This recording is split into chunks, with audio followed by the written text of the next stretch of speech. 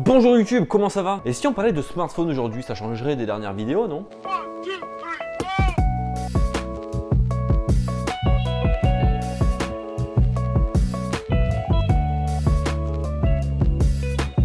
Oui, Xiaomi, tu connais, non? Eh bien, aujourd'hui, on s'attaque à son fils, sa bataille. J'ai nommé Redmi.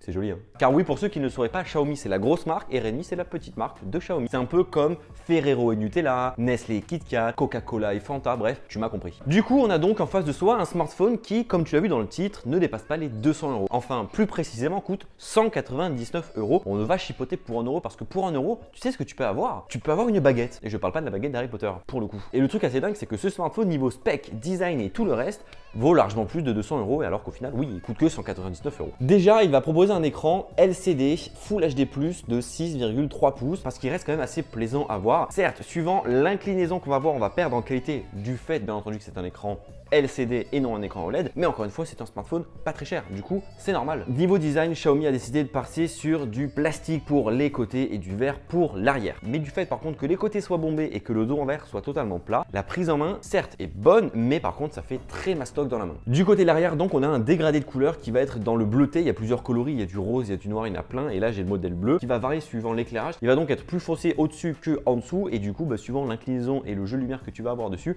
ça va changer. Ça me rappelle beaucoup ce que Honor peut faire sur leur téléphone. Moi ça me déplaît pas du tout, ça change des couleurs uniques que l'on a de partout et franchement c'est plutôt réussi. On a un capteur d'empreinte à l'arrière qui va tomber sous le doigt et qui est ultra rapide, c'est à dire qu'à peine tu appuies dessus et il déverrouille ton téléphone. Franchement ultra bluffé par ce capteur d'empreinte digitale. Et en plus on retrouve donc deux capteurs photo à l'arrière qui ressortent un peu du boîtier, mais ça c'est la logique aujourd'hui sur tous les smartphones. Un premier capteur de 48 millions de pixels et un second capteur qui va te permettre de jauger le flou d'arrière-plan pour le mode portrait de 5 millions de pixels. Pour le premier capteur, on va en reparler dans quelques minutes dans la partie photo et vidéo, parce que oui et non, c'est un capteur de 48 millions de pixels. Xiaomi a fait un mix sur ça, on va en reparler. 2019 oblige, on retrouve en dessous un port USB-C qui permettra d'avoir de la recharge rapide, mais par contre on n'aura pas de recharge sans fil avec le dos puisque le dos n'est pas compatible. La vie voudrait qu'on ait deux haut-parleurs en bas, et bien non, ce n'est pas du tout ça. On a simplement un seul et même haut-parleur sur le côté droit. Le second est simplement esthétique pour avoir une symétrie. Au-dessus, le petit orifice qu'on a est simplement pour les appels.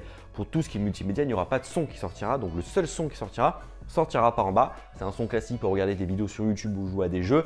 Mais c'est pas avec ça que tu vas couvrir des grosses soirées, en soi, c'est normal. Également, il ne sera pas certifié IP67 ou 68, donc non, ne mets pas ton téléphone à l'eau. Bien entendu, il y a une petite encoche qui se situe au-dessus de l'appareil. Ce n'est pas une goutte déportée sur le côté droit ou gauche, c'est simplement une encoche qui prend la forme d'une goutte, mais au centre de l'écran. Et on a malheureusement encore et toujours cette grosse bordure en bas, ce gros menton qui est en bas de l'appareil, qui est assez dommage. Pourquoi? Parce que ça dénature un peu le design à mon sens. Xiaomi a rajouté une LED de notification en bas pour essayer un peu de dire que oui, il y a un gros menton, mais il y a une LED de notification. Mais c'est quand même dommage d'avoir une si grosse barre en bas. Mais ne l'oublions pas, ce smartphone ne vaut que 199 €. On ne peut pas tout avoir. L'interface roule donc sous Android Pie, la dernière version, avec la surcouche de Xiaomi MIUI qui fonctionne très bien. J'aime beaucoup, c'est épuré, c'est sobre, ça marche bien. Et il n'y a pas de fioritures par-ci par-là. Bref, j'aime bien. Et le tout va rester fluide avec le processeur Snapdragon 660 qui certes n'est pas le dernier né, le dernier cri de la marque Snapdragon.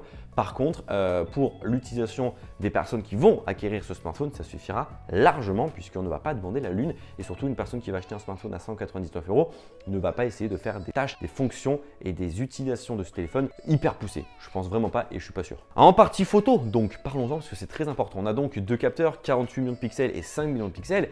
Et concernant le capteur de 48 millions de pixels, il faut savoir que c'est un capteur de chez Samsung, le Samsung GM1, qui est un capteur en réalité de 12 millions de pixels. Et c'est Xiaomi en fait qui va quadrupler les pixels, 4 x 12, 48, et du coup l'image va être hop là, upscalée en 48 millions de pixels, mais l'image brute en elle-même c'est du 12 millions de pixels. Donc le capteur reste très bon en plein jour, j'ai pu m'amuser avec à l'intérieur comme à l'extérieur. De ce côté-là, j'ai aucun problème, mais il faut quand même apprécier le fait que c'est le seul smartphone à moins de 200 € qui embarque un capteur de 48 millions de pixels. De l'autre côté, on va retrouver le capteur qui va te permettre d'avoir un effet bokeh, qui va te permettre directement d'avoir un flou d'arrière-plan. Le résultat final est très propre, mais il faut bien se situer par rapport à la scène, mais en soi il fait largement le job. En partie vidéo, on va avoir un enregistrement Full HD 1080p qui est un peu cru niveau couleur, qui ne restitue pas hyper bien l'image, c'est un poil dommage. Et également, la stabilisation pour moi n'est pas optique, elle est numérique, parce qu'on voit que ça bouge quand même beaucoup. On voit que l'image a été quand même retravaillée juste en post-prod avec le logiciel. Mais encore une fois, il ne faut pas comparer ce smartphone aux autres très haut de gamme que l'on a l'habitude de voir sur cette chaîne YouTube, parce que pour 200 €, il s'en sort quand même plutôt très bien. En partie nu maintenant, puisque ce smartphone va embarquer un mode nuit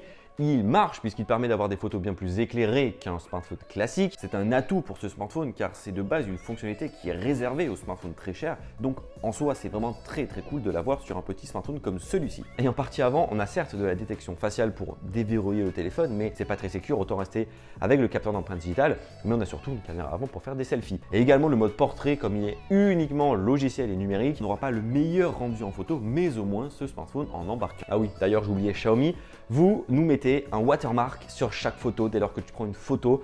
De base, il faut aller dans les réglages pour enlever ce petit truc, cette petite écriture en bas à gauche qui te dit que la photo a été prise avec un Xiaomi. C'est dommage que ça y soit car quand tu prends des photos de base avec ton téléphone, ça inscrit. Du coup, il faut passer par les réglages pour l'enlever.